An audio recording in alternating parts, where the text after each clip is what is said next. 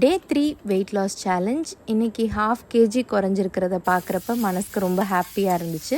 Morning மீலுக்கு வந்து கொஞ்சமாக எண்ணெய் ஊற்றி பூண்டு, பச்சை மிளகா, வெங்காயம், தக்காளி, கேப்சிகம் இதெல்லாம் நல்லா ரோஸ்ட் பண்ணி எடுத்துக்கோங்க.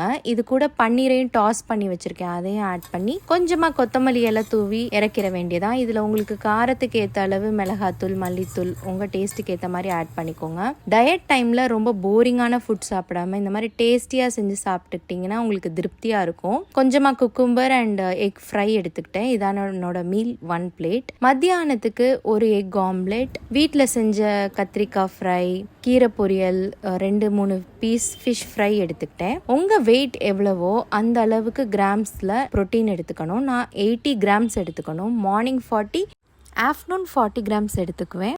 ஈவினிங் போல் தலைவலிக்க ஆரம்பிச்சிருச்சு. ஸோ சுகர் போடாமல் பட்டர் காஃபி குடிச்சிட்டு இந்த டேவை முடிச்சிட்டேன்.